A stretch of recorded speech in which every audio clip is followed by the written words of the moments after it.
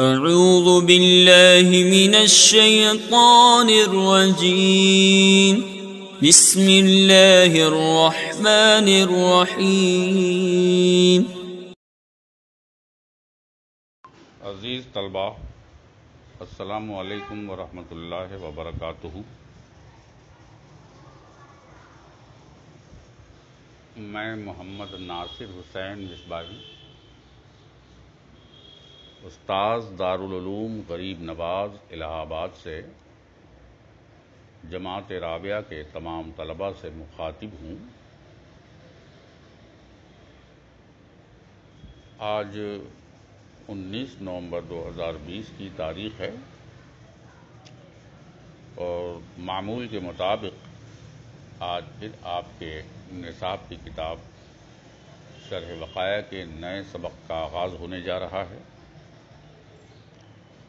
ہمیں مکمل بھروسہ ہے کہ آپ سبھی طلباء اپنی پوری مستعدی کے ساتھ، پوری ذمہ داری اور محنت و لگن کے ساتھ اپنے اپنے کام پر حاضر ہوں گے، اپنی اپنی کتابیں لے کر موجود ہوں گے، عبارت خوانی کر رہے ہوں گے اور پھر اس کے بعد سبق کے ترجمے، مطالب اور ما لہ ما علیہ کے تفصیلات و تسبیحات کو بغور سماعت کر کے پھر سبق کا اعادہ کریں گے اور تکرار بھی کرتے رہیں گے۔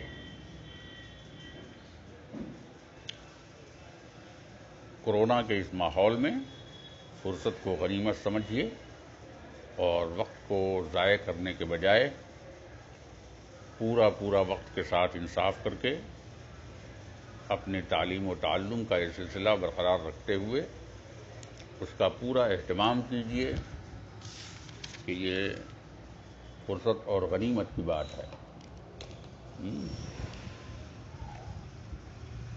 آپ کو یاد ہوگا کہ کل آپ نے پڑھا تھا مائع مستعمل کسے کہتے ہیں، پھر یہ بھی یاد ہوگا کہ مائع مستعمل کس چیز سے ہو جاتا ہے۔ مائع مستعمل اس میں اختلاف کن کن لوگوں کا تھا وہ بھی آپ نے پڑھا، امام ابو یوسف کا، امام محمد کا، امام شافعی کا، امام اعظم ابو حنیفہ کا جو اختلاف تھا یہ بھی آپ نے پڑھا۔ پھر اس کے بعد امام محمد کے اختلاف جو بیان ہونے کے بعد اب اختلاف ثانی شروع ہونے والا ہے۔ پہلا اختلاف کس چیز سے پانی مستعمل ہوتا ہے، کن چیزوں کی بنیاد پر پانی مستعمل ہوتا ہے، اور اب دوسرا اختلاف اس بارے میں ہے کہ پانی جو استعمال انسان کرتا ہے وضو کے لیے، طہارت کے لیے، تو وہ مائع مستعمل کب ہوتا ہے، یعنی کس وقت سے اس پر مائع مستعمل کا حکم لاگو ہوتا ہے، اس کا ڈیوریشن اور سلسلہ وقت کب ہوتا ہے جس وقت ہم اسے مائع مستعمل کہہ سکتے ہیں۔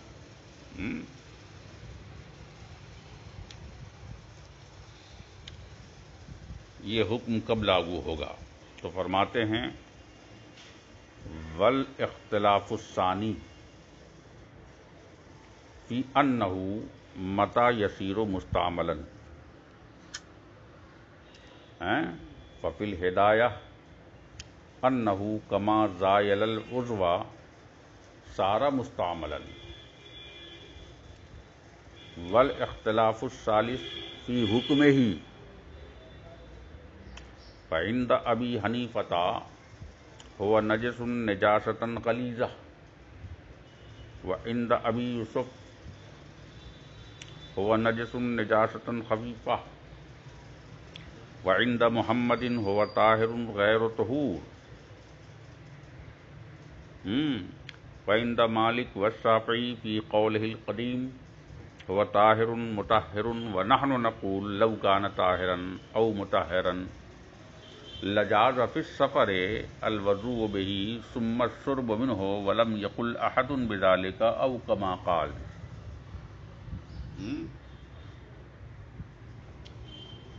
تو آپ نے دیکھا کہ مصنف فرما رہے ہیں کہ والاختلاف الثانی، دوسرا اختلاف۔ اب دوسرا اختلاف کس بارے میں ہے؟ تو فرماتے ہیں کہ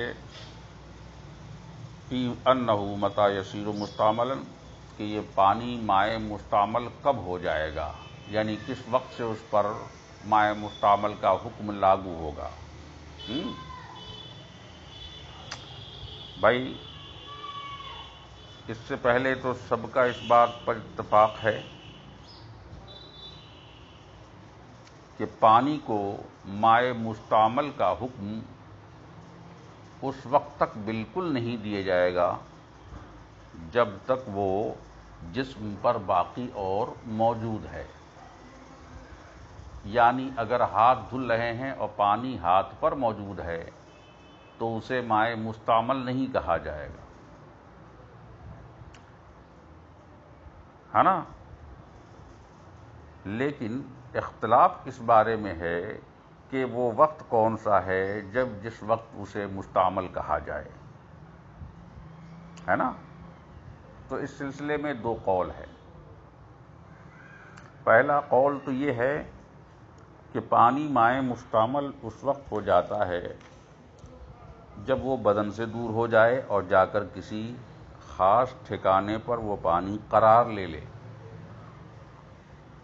بدن سے گرے اور جا کر کسی جگہ پر وہ پانی قرار پا جائے، تب اس کو ہم مائع مستعمل کہیں گے.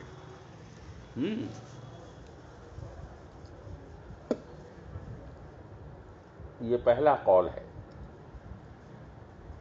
پہلا قول یہ ہے کہ پانی بدن سے الگ ہو اور الگ ہونے کے بعد پھر کسی جگہ پر قرار پا جائے جا کر، تب جا کر اسے مائع مستعمل کہا جائے گا.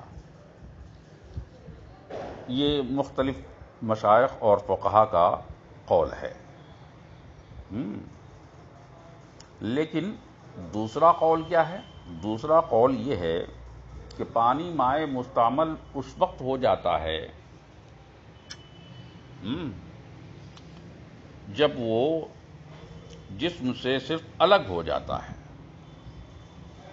یعنی فقط اور فقط صرف اور صرف جسم سے الگ ہو جانا ہی کافی ہے مائع مستعمل ہونے کے لیے. یہ ضروری نہیں ہے کہ پھر وہ پانی جا کر کسی جگہ پر قرار پائے. پورے جسم سے پانی الگ ہونے کے بعد فوراً اسے جناب والا مائع مستعمل کا حکم دے دیا جائے گا. یہی صاحب ہدایہ وغیرہ نے بھی بیان کیا. صاحب ہدایہ بنایا اور غسل کے بارے میں بھی یہی ہے کہ جیسے بدن سے پانی الگ ہو ویسے ہی پانی مستعمل ہو جائے گا. وضو کے بارے میں یہی حکم ہے کہ وضو میں کرنے میں جیسے ہی بدن سے پانی الگ ہو ویسے ہی مائع مستعمل ہو جائے گا. لیکن یہ کہنا کہ جا کر کسی ایک جگہ پر قرار پا جائے، یہ امر زائد ہے، اس کی ضرورت نہیں ہے. اچھا، اسی لیے کہتے ہیں بل اختلاف الثانی، اور دوسرا اختلاف اس بارے میں ہے کہ وہ کب مستعمل ہوتا ہے. ففی الہدایہ، تو ہدایہ کے اندر مذکور ہے کہ انہو کما زائل العضو، جیسے ہی جسم سے الگ ہوگا سارا مستعملا، وہ پانی مستعمل ہو جائے گا. یہ بات ختم ہو گئی، یہ بھی اختلاف ختم ہو گیا. بل اختلاف الثالث فی حکم ہی، اب تیسرا اختلاف شروع ہونے جا رہا ہے مائع مستعمل کے بارے میں. پہلا اختلاف تھا کس چیز سے مستعمل ہوتا ہے، دوسرا اختلاف تھا کہ کب مستعمل ہو جاتا ہے، اور تیسرا اختلاف اس بارے میں ہے کہ اس مائع مستعمل کا حکم کیا ہے. آیا یہ پاک ہے، ناپاک ہے، یا مکروہ ہے، یا طاہر ہے اور مطہر ہے. پاک کرنے والا بھی ہے اور پاک بھی ہے، ایسا تو نہیں ہے. نجس ہے، ایسا تو نہیں ہے. مکروہ ہے، ایسا تو نہیں ہے. یہ حکم دیکھنا ہے کہ بھئی یہ پانی کیسا ہوتا ہے جو آدمی وضو کرتا ہے اور جسم سے الگ ہوتا ہے، تو اس پانی کا از روئے شرع کیا حکم ہے. کہتے ول اختلاف الثالث، اور تیسرا اختلاف اس کے حکم کے بارے میں ہے. تو فرماتے ہیں فعند ابی حنیفت، اس میں بھی اختلاف ہے. فعند ابی حنیفت، امام اعظم ابو حنیفہ کے ہاں، هو نجس نجاسۃ غلیظہ. امام اعظم کے ہاں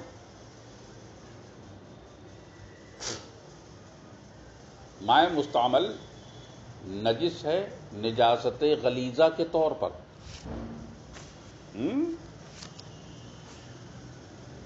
یعنی نجاست غلیظہ کے طور پر یہ ناپاک ہے. ایسا کیوں ہے؟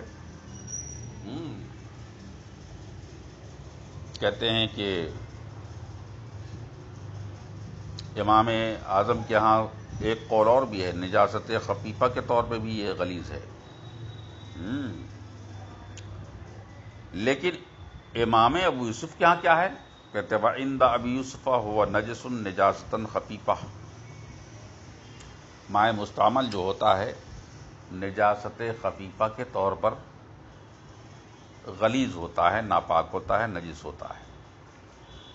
وعند محمد، اور امام محمد کے ہاں وہ طاہر غیر طہور، وہ پاک ہے لیکن پاک کرنے والا نہیں ہے. لیکن امام مالک اور شافعی کے ہاں کیا ہے؟ فی قول القدیم، ان کا پرانا جو قول ہے وہ طاہر مطہر، وہ پاک بھی ہے اور پاک کرنے والا بھی ہے. اب سوال یہ پیدا ہوتا ہے کہ دلیل کیا ہے امام اعظم کے ہاں کہ یہ نجاست غلیظہ کے طور پر نجس ہے؟ تو فرماتے ہیں کہ امام اعظم نے، یہ ابو حنیفہ جو ہیں اللہ کے ولیوں میں ہیں، اور یہ بڑے بڑے ولیوں کی نگاہ کی قوت اور ان کی بصارت و بصیرت اور روحانیت سے تعلق رکھنے والی بات ہے کہ وضو کے ذریعہ گناہ کبیرہ کا بھی ازالہ ہو سکتا ہے، جس کا مشاہدہ ہمارے امام اعظم ابو حنیفہ رحمۃ اللہ تعالی علیہ نے اپنی آنکھوں سے فرمایا ہے، اور اس کی نشاندہی بھی فرمائی ہے کہ زنا کرنے والا وضو کر رہا ہے، اور آپ دیکھ رہے ہیں کہ زنا کے تمام گناہ اور آثار اس سے خارج ہو رہے ہیں، نکل رہے ہیں. یہی وہ احتمال ہے کہ جس کی بنیاد پر کہا گیا کہ جب آدمی وضو کرتا ہے تو اس سے گناہ کبیرہ بھی زائل ہو سکتا ہے. اس لیے نجاست غلیظہ کے طور پر امام اعظم نے حکم لگایا کہ نجس ہے نجاست غلیظہ کے طور پر. اور جن لوگوں نے یہ کہا امام ابو یوسف وغیرہ نے کہ یہ نجس ہے نجاست خفیفہ کے طور پر، تو فرماتے ہیں کہ ہو سکتا ہے کہ وضو کے ذریعہ صرف گناہ صغیرہ مٹا ہو، گناہ صغیرہ کا ازالہ ہوا ہو، گناہ کبیرہ کا نہ ہوا ہو. تو کہنا یہ ہے کہ نجاست غلیظہ کا بھی ازالہ ہو سکتا ہے، نجاست گناہ کبیرہ کا بھی ازالہ ہو سکتا ہے، لہذا نجاست غلیظہ ہوتا ہے مائع مستعمل. اور چونکہ گناہ صغیرہ کا بھی ازالہ ہو سکتا ہے، لہذا اس کی بنیاد پر لوگوں نے کہا کہ یہ نجاست خفیفہ کے طور پر نجس ہوگا. اور تیسرا قول یہ کہا کہ مکروہ بھی ہو سکتا ہے. کیوں؟ کہ ہو سکتا ہے کہ مکروہات کا استعمال کیا، مکروہات کا ارتکاب کیا ہو وضو کرنے والے نے، اور اس کے بعد اس کو کیا کہتے ہیں پاک تو مانا جائے گا لیکن پاک کرنے والا پانی اس کو نہیں مانا جائے گا. تو کل ملا کر نجاست غلیظہ اس لیے ہوگا یہ مائع مستعمل کیونکہ گناہ کبیرہ کا ازالہ ہوا ہے. نجاست خفیفہ کا حکم اس لیے مائع مستعمل ہوگا کیونکہ گناہ صغیرہ کا ازالہ ہوا ہے، اور طاہر تو ہوگا مگر پاک کرنے والا نہ ہوگا، اس لیے مانا گیا کہ جناب والا ہو سکتا ہے کہ مکروہات کا اس نے ارتکاب کیا ہو. باقی بحث اگلے سبق میں. السلام علیکم ورحمۃ اللہ وبرکاتہ. میں محمد ناصر حسین مصباحی، استاد دارالعلوم غریب نواز الہ آباد سے جماعت رابعہ کے تمام طلباء سے مخاطب ہوں. آج کے دن 21 نومبر 2020 کی تاریخ ہے اور معمول اور دستور کے مطابق آج پھر آپ کے نصاب کی کتاب شرح بقایا کے نئے سبق کا آغاز ہونے جا رہا ہے۔ مجھے یقین ہے کہ آپ تمام بچے اپنے معمول کے مطابق ذمہ داری، مستعدی، لگن، محنت اور ذوق و شوق کے ساتھ اپنی اپنی کتابیں لے کر حاضر و موجود ہوں گے اور آنے والے سبق کی عبارت خوانی بھی کر رہے ہوں گے، مطالعہ بھی کر رہے ہوں گے، پھر اس کے بعد سبق کے ترجمے کو، اس کے مطالب کو اور اس کے ما لہ ما علیہ کی تفصیلات کو بغور سماعت کر کے ان کا اعادہ کریں گے، ان کی تکرار بھی کریں گے اور یہ عظیم سہولت و آسانی کا بھرپور فائدہ اٹھاتے رہیں گے۔ یہ موقع ملا ہے کہ گھر بیٹھے آپ اپنی تعلیم کو جاری رکھیں۔ آج سے پہلے یعنی کل آپ نے جو سبق پڑھا تھا وہ مائع مستعمل کے بارے میں اختلافات کی باتیں پڑھی تھی۔ پہلا اختلاف اس بات میں تھا کہ مائع مستعمل پانی کن چیزوں سے اور کس حیثیت سے وہ اور کن اسباب سے مستعمل ہوتا ہے، یعنی مائع مستعمل کا حکم کیسے لگتا ہے۔ دوسرا اختلاف اس بارے میں تھا کہ پانی کب مستعمل ہو جاتا ہے، یعنی اس پر مائع مستعمل ہونے کا حکم کس وقت لاگو ہوتا ہے۔ یہ تفصیلات پڑھی۔ اس کے بعد تیسرا اختلاف شروع ہوا ہی تھا کہ وہ نامکمل رہ گیا تھا۔ آج اسی تیسرے اختلاف کے بارے میں مصنف فرماتے ہیں والاختلاف الثالث فی حکمہ فعند ابی حنیفہ هو نجس نجاستً غلیظۃ وعند ابی یوسف هو نجس نجاستً خفیفۃ وعند محمد هو طاہر طہور وعند مالک والشافعی فی قولہ القدیم هو طاہر مطہر ونحن نقول لو کان طاہرا او مطہرا لجاز فی السفر الوضوء به ثم الشرب منہ ولم یقل احد بذلک او کما قال۔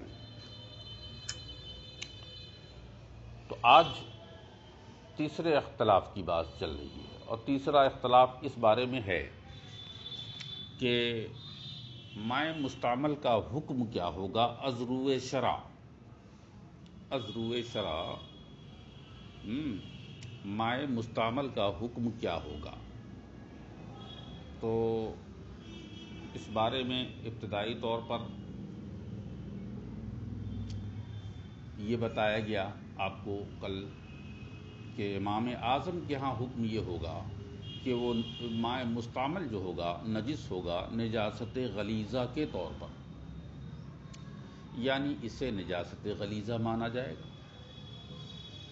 یہ تو امام اعظم ابو حنیفہ رحمۃ اللہ تعالی علیہ کا مسلک ہوا۔ وعند ابی یوسف اور امام ابو یوسف کا مسلک یہ ہے کہ ہوا نجس نجاستً خفیفتً، یہ نجس تو ہوگا لیکن نجاست غلیظہ نہیں بلکہ نجاست خفیفہ کے طور پر ہوگا۔ جبکہ وعند محمد ہوا طاہر و طہور، امام محمد رحمۃ اللہ تعالی علیہ کے ہاں نہ تو نجاست غلیظہ ہوگا مائع مستعمل، نہ نجاست خفیفہ کے حکم میں آئے گا، بلکہ وہ پاک ہوگا اور پاک کرنے والا بھی ہوگا۔ طہور پاک ہوگا، پاک کرنے والا ہوگا۔ لیکن امام مالک اور شافعی کا کیا کہنا ہے؟ کہتے ہیں وعند مالک، اور امام مالک اور شافعی رحمۃ اللہ کا دونوں کا جو مسلک ہے، جو پرانا قول ہے، فی قول القدیم جو ان کا، اس کا مطلب انہوں نے اپنے قول سے رجوع فرما لیا ہے اپنے قول قدیم سے۔ قول جدید یہ ہے کہ نیا قول ان کا یہ ہے کہ پاک تو ہے، یہ پانی پاک تو ہے لیکن پاک کرنے والا نہیں ہے۔ لیکن پرانا قول کیا ہے؟ وہ مصنف فرماتے ہیں والشافعی فی قول القدیم هو طاہر مطہر، پاک بھی ہے اور پاک کرنے والا بھی ہے۔ تو اب سوال یہ ہوتا ہے کہ امام اعظم نے اسے نجاست غلیظہ کیوں کہا؟ نجاست غلیظہ کیوں کہا؟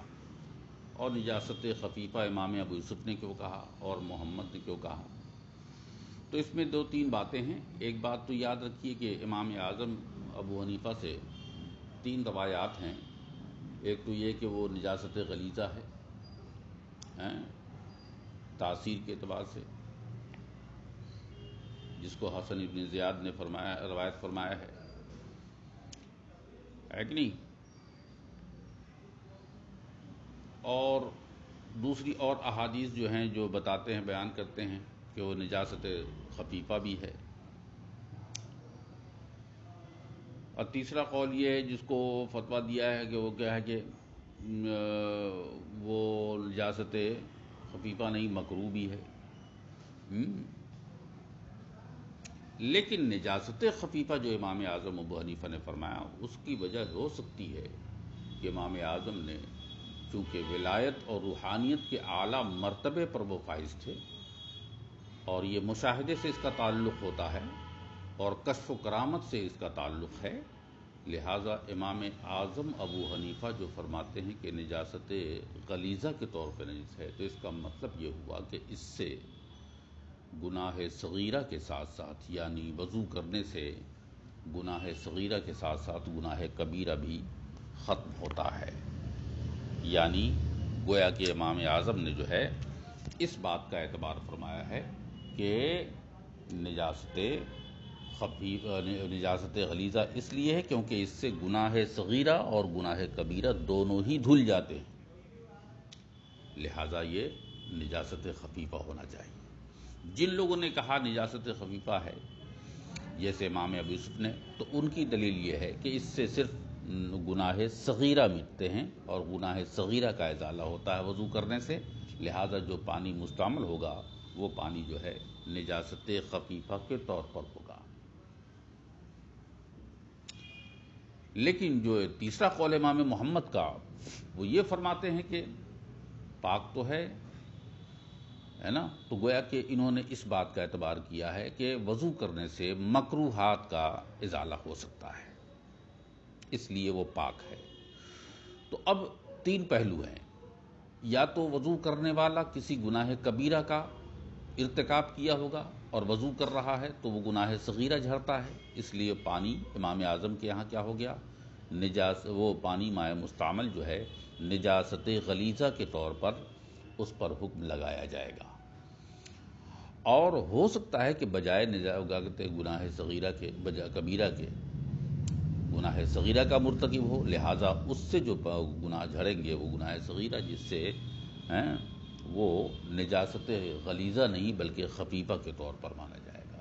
یا ہو سکتا ہے کہ جن لوگوں نے کہا کہ پاک ہے تو وہ مکروہات کا ازالہ، مکروہات کا ارتکاب کیا ہو وضو کرنے والے نے، اس لیے وہاں پر ہو سکتا ہے کہ مکروہات کے تمام آثام اور گناہ جھڑتے ہوں گے، اس لیے وہ پانی مائع مستعمل تو ہے لیکن یہ ہے کہ مکروہ ہوگا، پاک ہوگا۔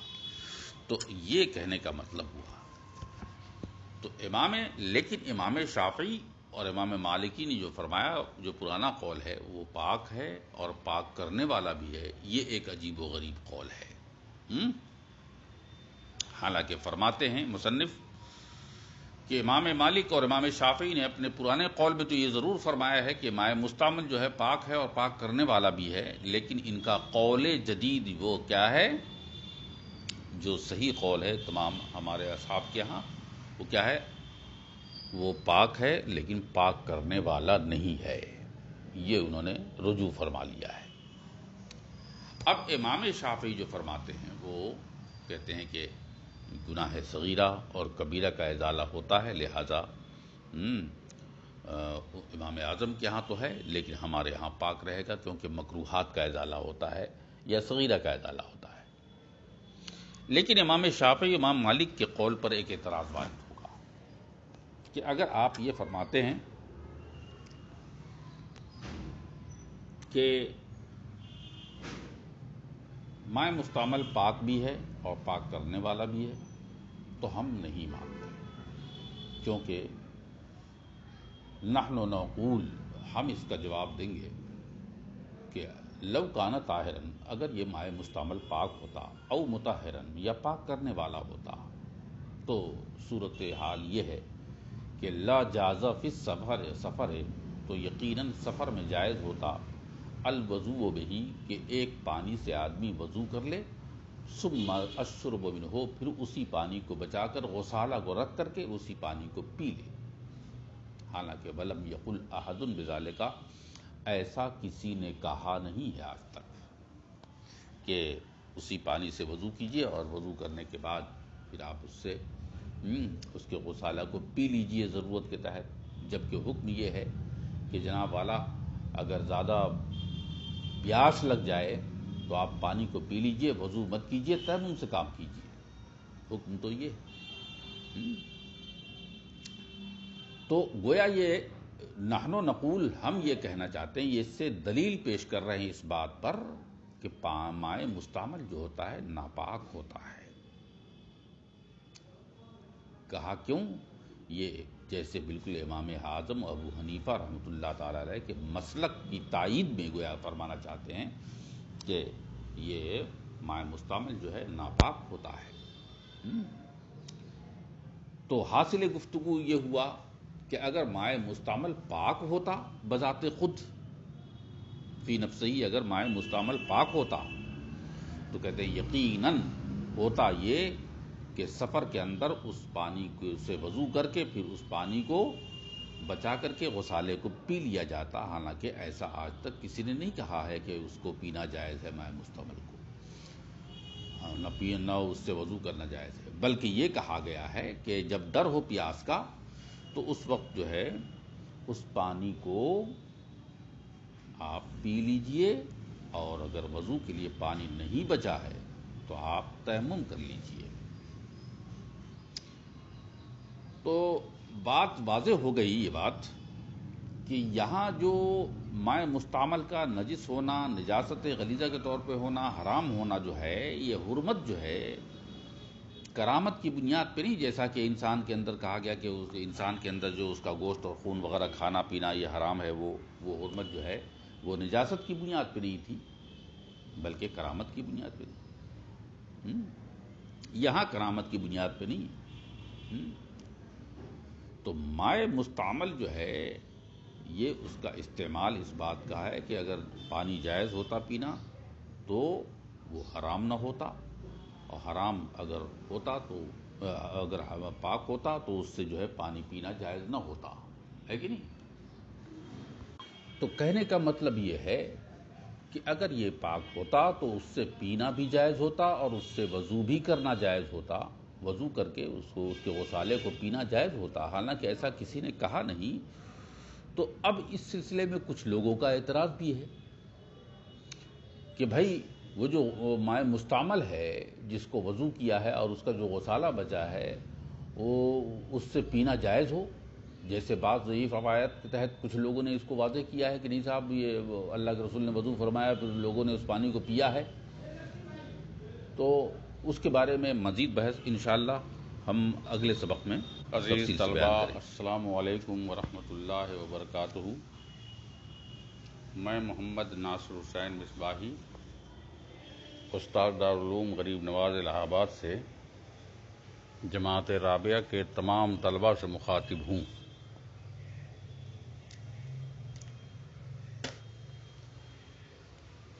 آج کے دن 22 نومبر 2020 کی تاریخ ہے، اور معمول کے مطابق آج پھر آپ کے نصاب کی کتاب شرح بقایا کے نئے سبق کا آغاز کرنے جا رہا ہوں۔ بھرپور یقین ہے کہ آپ سبھی لوگ اپنی کتابوں کے ساتھ موجود ہی نہیں ہوں گے، بلکہ عبارت خوانی کر رہے ہوں گے، مطالعہ کر رہے ہوں گے، سبق کے ترجمے، مطالب اور ما لہو ما علیہ کے تفصیلات کو سن رہے ہوں گے۔ پھر تکرار کریں گے اور اسباق کا اعادہ کرتے رہیں گے وغیرہ ذالک۔ کل آپ نے جو سبق پڑھا تھا وہ اس بارے میں پڑھا تھا جو تیسرا اختلاف تھا کہ مائع مستعمل کا حکم کیا ہے۔ امام اعظم کے ہاں مائع مستعمل کا حکم نجاست غلیظہ کے طور پر ہے، نجس ہے۔ امام ابو یوسف کے ہاں نجاست خفیفہ کے طور پہ نجس ہے، اور امام محمد کے ہاں پاک ہے۔ لیکن امام مالک اور شافعی کے ہاں پرانا قول یہ ہے کہ وہ پاک ہے اور پاک کرنے والا بھی ہے، جبکہ نیا قول جو جہاں انہوں نے رجوع کر لیا ہے وہ یہ کہ پاک کرنے والا پاک تو ہے لیکن پاک کرنے والا نہیں ہے۔ لیکن جب انہوں نے کہا پاک کرنے والا ہے، پاک ہے اور پاک کرنے والا ہے، تو آج تھوڑی سی بحث جو باقی رہ گئی تھی اس بات پر کہ اگر پاک کرنے والا ہے تو اس پر اعتراض واری ہوا تھا، وہ کیا ہے، وَنَحْنُ نَقُولُ لَوْ كَانَ طَاهِرًا وَمُطَهِّرًا أَوْ مُطَهِّرًا لَجَازَ فِي السَّفَرِ الْوُضُوءُ بِهِ ثُمَّ الشُّرْبُ مِنْهُ وَلَمْ يَقُلْ أَحَدٌ بِذَلِكَ وَكُلُّ إِحَابٍ دُبِغَ فَقَدْ طَهُرَ إِلَّا جِلْدُ الْخِنْزِيرِ وَالْآدْمِ اعْلَمْ أَنَّ الدَّبَاغَةَ هِيَ إزَالَةُ النَّتْنِ وَالرُّطُوبَاتِ النَّجِسَةِ مِنَ الْجِلْدِ فَإِنْ كَانَتْ بِالْأَدْوِيَةِ كَالْقِرْضِ وَنَحْوِهِ يَطْهُرُ الْجِلْدُ لَا يَعُودُ نَجَاسَةً أَبَدًا وغیرہ ذالک۔ تو بات یہاں آئی تھی کہ ہم کہیں گے کہ اگر امام مالک اور امام شافعی کے قول کے مطابق مائع مستعمل پاک ہے اور پاک کرنے والا بھی ہے، تو ہمارا یہ کہنا ہوگا کہ اگر ایسا ہوتا تو پھر اعتراض ہوتا کہ صاحب سفر کے اندر کوئی آدمی ہے اور اس کے پاس وضو کے اتنا پانی ہے کہ وہ وضو کر سکتا ہے، اور اسے پیاس بھی لگی ہے، تو اس سے پہلے آپ سن چکے ہیں کہ اگر پیاس لگی ہے تو پیاس کو مٹائیے اور تیمم فرمائیے۔ حکم یہ ہے کہ پیاس مٹائیے اور تیمم کر کے نماز پڑھیے آپ۔ لیکن اگر ایسا ہوتا کہ وہ پاک کرنے والا بھی ہوتا تو چلیے صاحب وضو کر لیجئے، اس پانی کا غسالہ بچا لیجئے، پھر اس غسالے کو آپ پی لیجئے، یہ بھی کرنا جائز ہوتا۔ حالانکہ کہتے ہیں وَلَمْ يَقُلْ أَحَدٌ بِذَلِكَ، ایسا آج تک کسی نے کہا ہی نہیں ہے۔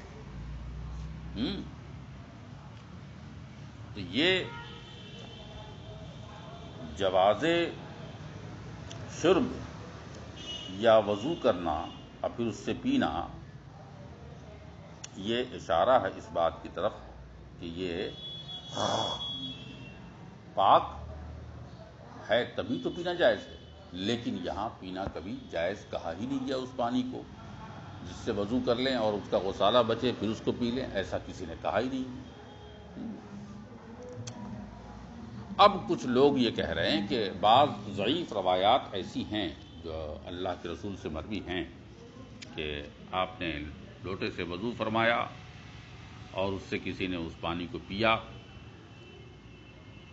تو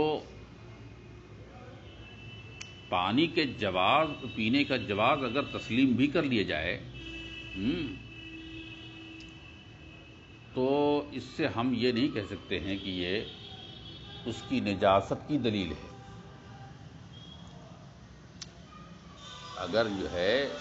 اگر کسی کا یہ کہنا کہ پانی ناجائز ہے وہ اور اس کو پینا جائز نہیں ہے، تو اس سے یہ دلیل نہیں ثابت ہوتی ہے کہ وہ نجس ہے۔ یہ بعض لوگوں کا اعتراض ہے،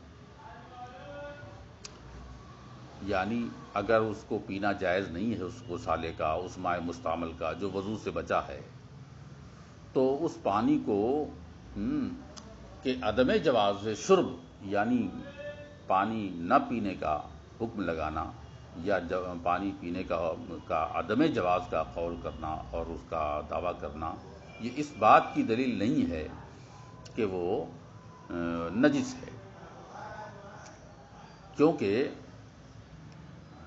پانی کے نہ پینے کا جواز یا اس کے کھانے پینے کا عدم جواز یہ ہو سکتا ہے کسی نقصان یا ضرر یا کسی خباثت کی بنیاد پر ہو۔ اور یہ بھی ہو سکتا ہے، بعض لوگوں نے یہ اعتراض کیا کہ یہ بھی ہو سکتا ہے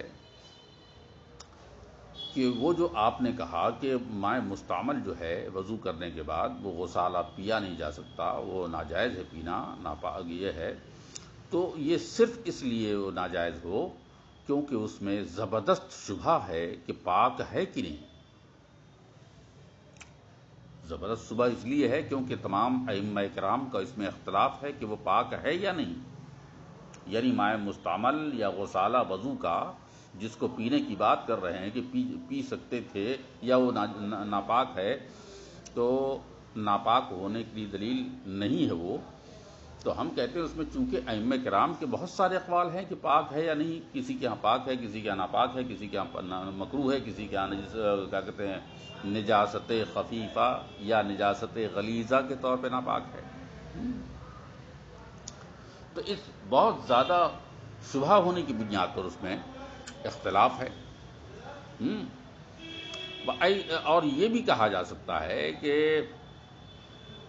جو پانی پینے سے منع کیا گیا ہے کہ یہ پانی نہیں پی سکتے ہیں، جس سے وضو کر لیں اور اسی کا غسالہ بچا رہے، اسی غسالے کو پینے سے روکا گیا ہے یا اس کے عدم جواز کا جو حکم لگایا گیا ہے، وہ نجاست کی بنیاد پر نہیں بلکہ اس بنیاد پر کہ بطور اولویت ہو، بطور اولین افضل یہ ہے، بہتر یہ ہے، اول یہ ہے کہ اسے نہ پیا جائے۔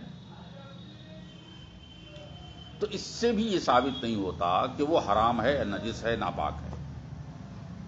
تو دو باتیں ہو گئی، ایک تو ائمہ کرام کے اختلاف کی بنیاد پر، دوسرے خباثت اور نقصان کی بنیاد پر، اور تیسرے اولیت کی بنیاد پر کہ اول اور افضل یہ ہے کہ اس سے بچا جائے، پانی نہ پیا جائے، وہ غسالہ نہ پیا جائے، مائع مستعمل نہ پیا جائے۔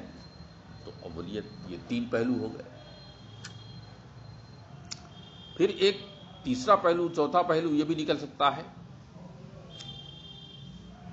کہ وہاں پر جو کہا گیا ہے کہ آپ اگر پیاسے ہیں، پانی اتنا ہے کہ وضو کریں گے، اور اس کے بعد آپ کیا کریں؟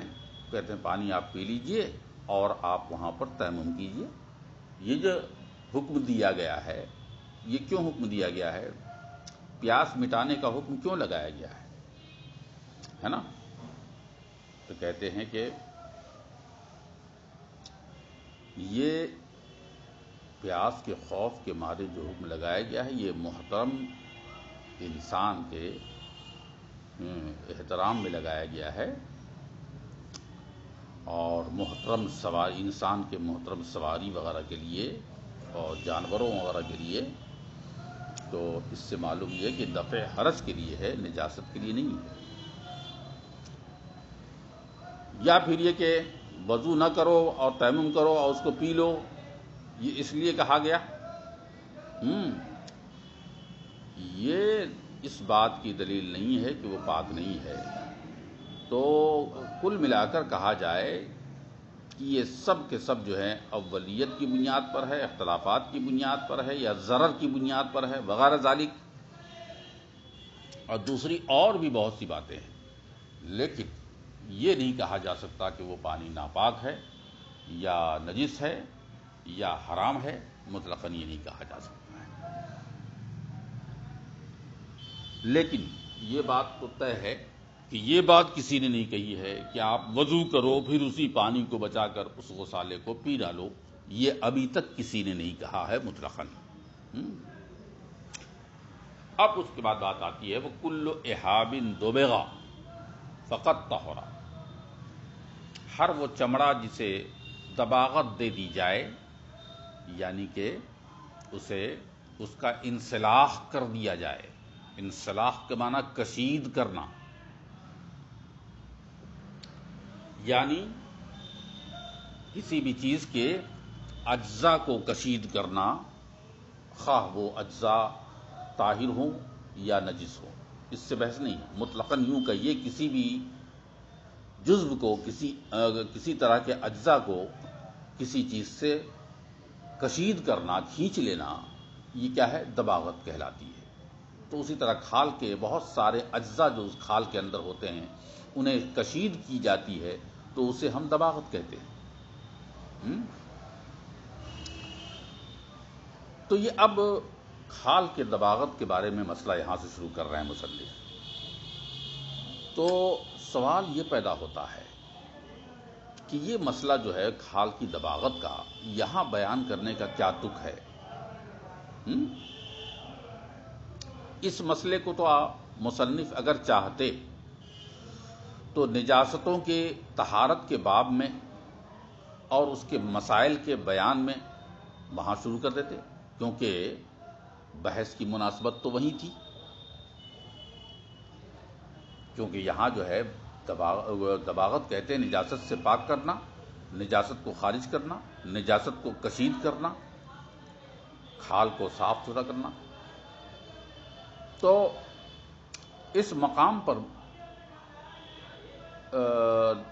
کھال کے دباغت کا حکم لانا، اس کا بیان کرنا، یہ ذرا سا اٹپٹا سا اور بے تکا سا لگ رہا ہے۔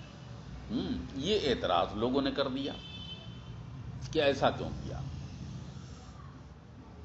تو کہتے سنیے، اصل میں یہ ہے کہ اس میں اس بات کا اظہار فرما رہے مصنف یا اس بات کا اشارہ دے رہے ہیں کہ دباغت جو ہوتی ہے پاکی کرنے کو کہتے ہیں۔ اب پاک کرنے کے بعد جو ہے جو کھال ہوتی ہے وہ پاک ہو جاتی ہے، دباغت کے بعد وہ کھال پاک ہو جاتی ہے۔ جب دباغت کے بعد کھال پاک ہو جاتی ہے تو اس میں رکھے تمام وہ جو پانی وغیرہ کا پانی رکھو یا جو بھی رکھو پینے کے لیے یا وضو کے لیے یا کسی بھی استعمال کے لیے، تو کہتے ہیں اس میں رکھا ہوا پانی استعمال کرنا، چاہے وضو کے لیے ہو، چاہے غسل کے لیے ہو، یا کھانا بنانے کے لیے ہو، چاہے کپڑے صاف کرنے کے لیے ہو، وغیرہ ذالک۔ ان تمام چیزوں کے لیے کھال سے بنے مشکیزہ وغیرہ میں رکھے پانی سے آپ وضو وغیرہ آرام سے کر سکتے ہیں۔ تو اس مناسبت سے دیکھا جائے تو یہاں بحث وضو اور بحث غسل سے متعلق بحث ہے۔ یہ کھال کی دباغت کی بحث جو ہے وضو اور غسل کے باب سے متعلق ہے، مناسب ہے۔